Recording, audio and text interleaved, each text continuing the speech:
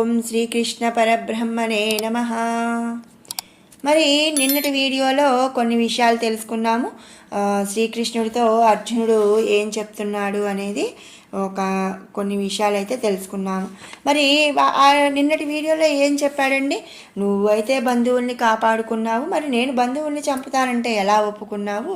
మరి ఈ సుఖాలు అంటే బంధువులను చంపి వచ్చిన రాజ్యము భోగములు సుఖాలు నేను ఎవరితో అనుభవించాలి? మరి నువ్వేమో గోవులను అందరినీ కాపాడావు రాక్షసుల నుంచి. అలా కాపాడి గోపాలుడి అయ్యావు. నా బంధుజనాన్ని అందరినీ చంపి నాకేమొస్తుంది? నేను యుద్ధం అయితే చెయ్యను. మరి నా గురువులు, తండ్రి సమానులు, పుత్రులు వీరందరినీ కూడా నేను యుద్ధంలో చంపితే నాకు ఇంకా నేను ఎవరితో సంతోషంగా ఉండాలి? వాటి వల్ల వచ్చిన అంటే వాళ్ళందరినీ చంపడం వల్ల వచ్చిన ఆధిపత్యం నాకు అవసరం లేదు. అలాగే కౌరవులు నన్ను చంపినా కూడా పర్వాలేదు అని చెప్పి అర్జునుడు చెప్పాడన్న విషయాన్ని నిన్నటి వీడియోలో మనం తెలుసుకున్నాం. మరి ఇంకా ఏం చెప్తున్నాడు అంటే నిహత్యదాత్త రాష్ట్రాన్నః కా ప్రీతి స్యాత్ జనార్దన పాపమేవాశ్రయే తస్మాన్ హత్వైతాన్ ఆతతాయునః. మరి ఇంటికి నిప్పు పెట్టువాడు, విషము పెట్టి చంపుచూన్నాడు వాడు, నిరాయుధుని చంపువాడు, ధనము అపహరించువాడు, మరి భూమిని ఆక్రమించువాడు, భార్యను అవమానపరుచువాడు అను ఈ ఆరుగురు కూడా ఆతతాయులు ఆతతాయులు అంటే మహాపాపులు. మరి కౌరవులు ఈ 6 పాపములను మన విషయంలో చేశారు. అట్టి పాపులకు వీరిని చంపినచో మనలను పాపమే పట్టి పీడించును. పైగా పెదనాన్నగారి పుత్రులను బంధువులనగు ఈ దాత్తరాష్ట్రులను చంపినందున మనకేమి ప్రీతి కలుగుతుంది, ఏం సంతోషం కలుగుతుంది అని చెప్పి అర్జునుడు అడుగుతున్నాడు. మరి ఇక్కడ చూడండి, ఇంటికి నిప్పు పెట్టాడు అంటే దుర్యోధనుడు పాండవులు లక్క ఇంట్లో ఉన్నప్పుడు ఆ లక్క ఇంటికి నిప్పు అంటించారు. విషము పెట్టి చంపాలని ప్రయత్నించారు. భీముడికి అన్నంలో విషం పెట్టి చంపాలనుకున్నారు. అలాగే నిరాయుధిని చంపువాడు. మరి అరణ్యవాసం చేసేటప్పుడు కానీ అట్లా నిరాయుధుని చంపాలని ట్రై చేశారు. అలాగే ధనము అపహరించారు. మరి అంతే కదండి, మోసం చేసి జూదమాడి ధర్మరాజు దగ్గర ఉన్న ఆ ధనమంతా కూడా, పాండవుల ధనమంతా కూడా అపహరించారు. భూమిని ఆక్రమించారు అంటే మరి తన రాజ్యం అంటే పాండవుల రాజ్యాలను ఆక్రమించారు. భార్యను అవమానించారు. మరి నిండు సభలో ద్రౌపదిని అవమానించారు. ఈ 6 పనులను చేసిన వాళ్ళని ఏమంటారంటే ఆతతాయులు అంటే మహాపాపులు. పాపులు కూడా కాదు, మహాపాపులు. మరి ఈ 6 పనులు, ఈ మహాపాపపు పనులు ఈ కౌరవులు చేశారు. మరి పాపులను చంపామనుకోండి, చంపినప్పుడు ఆ పాపం మళ్ళీ మనల్ని పట్టి పీడిస్తుంది అని చెప్పి అర్జునుడు చెప్పాడనమాట. అలాగే వీళ్ళు దుర్యోధనుడు కౌరవులు మరి బయట వాళ్ళు కాదు కదా, తన పెదనాన్నగారి పుత్రులు అంటే తన సోదర వరుసలు.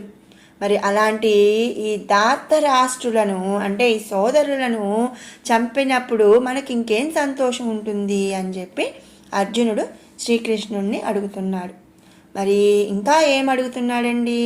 తస్మాత్ నార్హా వయం హంతుం దాత్తరాష్ట్రాన్ సబాంధవాన్ స్వజనం హి కథం హత్వా సుఖినః స్యామ మాధవ.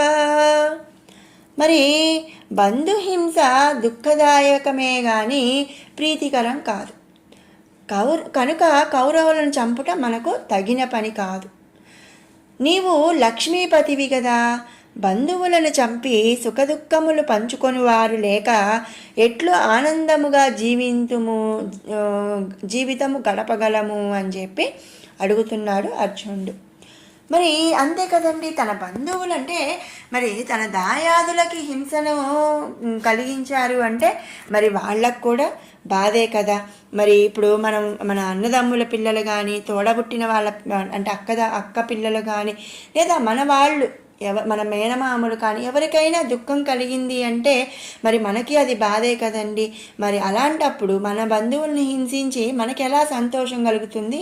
మరి అది కౌరవులను చంపటం వల్ల మనకు బాధే కదా కలిగేది, మనకు మంచి అంటే సంతోషం ఏమి ఉండదు కదా.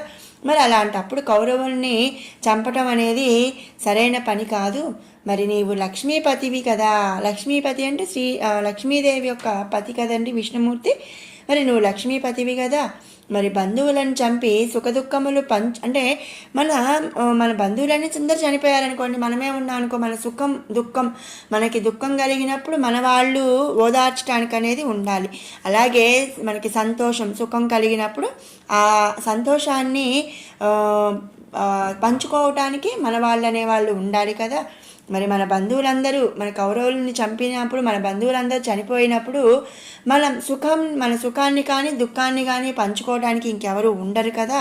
మరి అలాంటప్పుడు ఆ సుఖదుఖాల్ని పంచుకోవడానికి ఎవరు లేనప్పుడు మరి మన జీవితం ఎట్లా సంతోషంగా గడపగలము అని చెప్పి అర్జునుడు అడుగుతున్నాడు. మరి ఇంకా యద్యప్యేతేన పశ్యంతి లోభోపహత చేతసః కులక్షయకృతం దోషం మిత్రద్రోహే చ పాతకం. మరి ఇంకా ఏం చెప్తున్నాడంటే రాజ్యమునంతను తానొక్కడే అనుభవించాలనే లోభము చేత దుర్యోధనుడు వివేకహీనుడైనాడు. లోభము అంటే కోరిక. మరి రాజ్యాన్ని అంతా తనే అనుభవించాలన్న కోరికతోనే దుర్యోధనుడు ఏమైంది, వివేకహీనుడయ్యాడు, అంటే బుద్ధిహీనుడయ్యాడు. మరి అతన్ని ఆశ్రయించినందున భీష్మాదులందరూ అట్లే అయ్యారు. మరి ఈ యుద్ధము వల్ల క్షత్రియ కులమంతా నశించిపోతుంది, అది పాపమే కదా. స్నేహితులందరినీ వంచి వధించిన ఘోర పాపము మనకి వస్తుంది. యుద్ధము చేసిన వారందరికీ ఆ దోషం కలుగుతుంది. కానీ వారి విషయమును ఎరుంగకున్నారు అని చెప్పి, అంటే తెలుసుకోలేకపోతున్నారు అని చెప్పి అర్జునుడు చెప్తున్నాడు. మరి ఏంటంటే తనేమో ఇప్పుడు దుర్యోధనుడు బుద్ధిహీనుడే, కోరిక మొత్తం అంతా నేనే అనుభవించాలనే కోరికతో బుద్ధిహీనుడయ్యాడు. అతనిని ఆశ్రయించినందుకు భీష్మ పితామహుడు కానీ, ద్రోణాచార్యుడు ఇలాంటి పెద్దలందరూ కూడా అలాగే బుద్ధిహీనంగా ఆలోచించారు.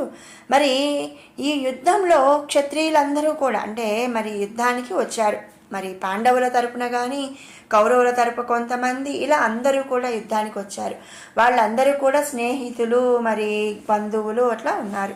మరి వీళ్ళందరినీ వంచి వధించటం ఘోర పాపం. మరి ఆ ఘోర పాపం మనకు వచ్చేస్తుంది.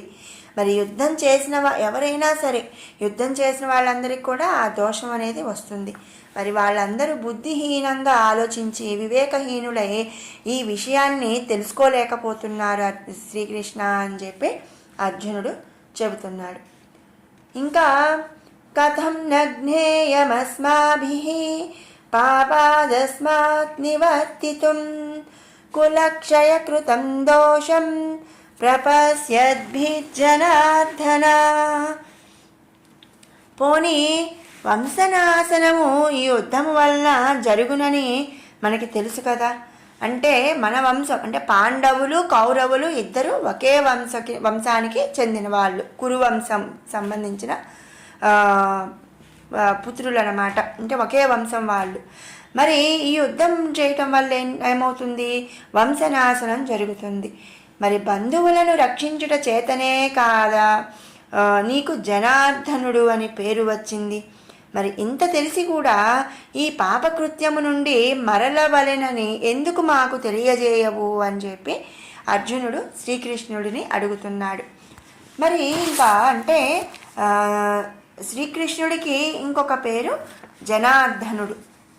ఈ పేరు ఎలా వచ్చింది, బంధువులందరినీ రక్షించడం చేత జనార్దన అని పేరు వచ్చిందంట.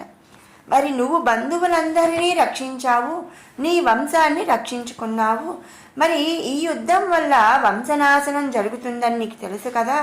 మరి ఈ వంశనాశనంకు అంటే మరి ఇలాంటి పాపపు పనికి నువ్వు మమ్మల్ని ఈ పాపపు పని చేయవద్దు అని చెప్పి మాకు ఎందుకు నువ్వు చెప్పలేదు అని చెప్పి అర్జునుడు శ్రీకృష్ణుడిని అడుగుతున్నాడు. అలాగే ఇంకా ఏమడుగుతున్నాడంటే, కులక్షయే ప్రణశ్యంతి కులధర్మా సనాతనాః ధర్మే నష్టే కులం కృత్స్నం అధర్మోభిభవత్యుత. మరి ఒక్కొక్క వంశమునందు దానికి తగిన ఆచారాలు ఉంటాయి. ఇవి పరంపరగా సాగుతూనే ఉంటాయి. వానిని సనాతన ధర్మములని అంటారు. ఆచరించు వ్యక్తులు గల వంశములు ఈ యుద్ధము వల్ల నశించును గదా, వారితోటే వారి వంశాచారములు కూడా పోతాయి, లోపించును. ఆ చోట దురాచారములు ప్రవేశించి వంశమంతయు కూడా చెడిపోవును కదా అని అడిగాడు. అంటే ఇక్కడ ఏంటంటే, మరి ఇప్పుడు మనం మామూలుగా చెప్పుకుంటూ ఉంటాం కదండి, మరి మా ఇంటి తీరు ఇది, మరి మా ఇంట ఇది ఆచారం, మరి ఇంకొకళ్ళ ఇంట్లో ఇంకొక ఆచారం ఉంటుంది. అంటే ఒక్కొక్క వంశానికి ఒక్కొక్క ఆచారం ఉంటుంది. మరి ఇవి పరంపర అంటే మన పెద్దలు చేసేటప్పుడు వాళ్ళు మనకి చెప్తారు, మనం మన పిల్లలకి, వాళ్ళు వాళ్ళ పిల్లలకి, ఇలా ఒక పరంపరంగా సాగుతూ ఉంటాయి ఆ ఆచారాలు అనేవి. మరి అలాంటి సనాతన వాటిని ధర్మాలు అంటారు. మరి ఆ ధర్మాలను, ఆ ఆచారాలను ఆచరించు వ్యక్తులు గల వంశములు ఈ యుద్ధం వల్ల నశించెదరు. అంటే మరి ఇక్కడ ఏంటంటే, మరి పెద్దవాళ్ళందరూ కూడా యుద్ధానికైతే వచ్చారు. మరి క్షత్రియ వంశాలు అన్ని క్షత్రియులు అందరూ అంటే స్నేహితులు, బంధువులు అందరూ కూడా ఈ యుద్ధానికి వచ్చారు. పెద్దవాళ్ళందరూ వచ్చారు. మరి వాళ్ళందరూ కూడా ఈ యుద్ధంలో చనిపోయారనుకోండి, నశించిపోయారనుకోండి, మరి ఇంటి దగ్గర ఉన్న పిల్లలకి ఆ ఆచారాలు మరి చెప్పేది ఎవరు? మరి వంశం అనేది, ఆ వంశాచారాలు అనేవి కూడా వారితో పాటు అంతమైపోతాయి. ఆ ఆచారాల దగ్గర దురాచారాలు అనేవి అంటే ఇప్పుడు మనకి పెద్దవాళ్ళే మంచి చెడు చెప్తేనే కదండి మన పిల్లలు ఆ మంచి చెడు అనేది తెలుసుకునేది. మరి పెద్దవాళ్ళు ముందు లేరనుకోండి, మరి పిల్లలకి మంచి విషయం, ఇది చెడు విషయం, లేదు ఇది మన ఇంటి ఆచారం, ఇవన్నీ చెప్పడానికి అనేది పెద్దవాళ్ళు లేనప్పుడు అక్కడ వాళ్ళు ఇష్టమైనట్టు చేస్తారు. అంటే అవి దురాచారాలు అన్నమాట. మరి అలాంటి దురాచారాలు ప్రవేశిస్తే ఆ వంశాలన్నీ కూడా చెడిపోతాయి కదా. మరి అంతే కదండి, ముందు కంట్రోల్ చేసేవాళ్ళు అనేది లేదు, మరి గైడ్ చేసేవాళ్ళు లేదు అన్నప్పుడు మనం ఎట్లా పడితే అలా వెళ్ళిపోతూ ఉంటాము. మరి అప్పుడు మన వంశం అనేది చెడిపోతుంది కదా అని చెప్పి ఇక్కడ అర్జునుడు తన అనుమానం, తన మనసులో ఉన్న విషయాన్ని శ్రీకృష్ణుడితో మరి చెప్పుకొచ్చాడు. మరి విన్నారు కదండి, ఈరోజు ఒక 4 శ్లోకాలకైతే మనం చెప్పుకున్నాము. మరి మిగిలిన విషయాలు రేపటి వీడియోలో తెలుసుకుందాము. ఇప్పుడు 20 నుంచి 40 శ్లోకాల వరకు కూడా ఒకసారి పారాయణ చేసుకుందాం. ఓం శ్రీకృష్ణ పరబ్రహ్మణే నమః. అర్జున ఉవాచ ఋషికేశం తదా వాక్యమిదమాహ మహీపతే సేనయోరుభయోర్मध्ये రథం స్థాపయమేచ్యుత యావదేతాన్నిరీక్షేహం యోద్ధుకామానవస్థితాం కైర్మయా సహ యోద్ధవ్యం అస్మిన్ రణసముద్యమే యోత్స్యమానాన్ అవేక్షేహం యయేతేత్ర సమాగతాః దార్తరాష్ట్రస్య దుర్బుద్ధేః యుద్ధే ప్రియచికీర్షవః. సంజయ ఉవాచ ఏవముక్తో ఋషికేశో గుడాకేశేన భారత సేనయోరుభయోర్मध्ये స్థాపయిత్వా రథోత్తమం భీష్మద్రోణప్రముఖతః సర్వేషాం చ మహీక్షితాం ఉవాచ పార్థ సమవేతాన్ కురునితి.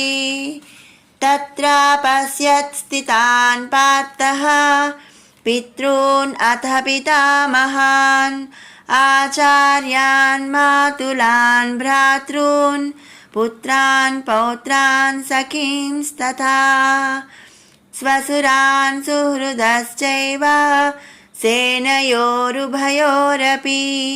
तान् समीक्ष्य स कौन्तेयः सर्वान् बन्धून् अवस्थितान् कृपया परयाविष्टो विषीदन् इदमब्रवीत् दृष्ट्वेमं स्वजनं कृष्ण युयुत्सुं समुपस्थितम् अर्जुन उवाच सीदन्ति मम गात्राणि मुखं च परिशुष्यति वेपतुश्च शरीरे मे रोमहर्षश्च जायते गाण्डीवं स्रंसते हस्तात् त्वक्चैव परिदह्यते न च शक्नोम्यवस्थातुं भ्रमतीव च मे मनः निमित्तानि च पश्यामि विपरीतानि केशव न च श्रेयोनुपश्यामि हत्वा स्वजनमाहवे न काङ्क्षे विजयं कृष्ण न च राज्यं सुखानि च किं नो राज्येन गोविन्द किं भोगैर्जीवितेन वा येषामर्थे काङ्क्षितं नो राज्यं भोगाः सुखानि च तैमेव स्थिता युद्धे प्राणान् त्यक्त्वा धनानि च आचार्याः पितरः पुत्राः तथैव च पितामहाः मातुलाः स्वसुराः पौत्राः स्यालाः सम्बन्धिनस्तथा एतान्नहं तुमिच्छामि ज्ञातोऽपि मधुसूदन अपि त्रैलोक्यराज्यस्य हेतोः किन्नु मही कृते निहत्य दार्तराष्ट्रान्नः का प्रीतिः स्यात् जनार्दन पापमेवाश्रयेत् अस्मान् हत्वैतान् आततायुनः तस्मात् नार्हा वयं हन्तुं धार्तराष्ट्रान् सबान्धवान् स्वजनं हि कथं हत्वा सुखिनः स्याम्यमाधव यद्यप्येतेन पश्यन्ति लोभोपहतचेतसः कुलक्षयकृतं दोषं मित्रद्रोहे च पातकम् कथं न ज्ञेयमस्माभिः पापादस्मात् निवर्तितुं कुलक्षयकृतं दोषं प्रपश्यद्भिर्जनार्दन कुलक्षये प्रणश्यन्ति कुलधर्माः सनातनाः धर्मे नष्टे कुलं कृत्स्नम् अधर्मोऽभिभवत्युत ॐ श्रीकृष्ण परब्रह्मणे नमः।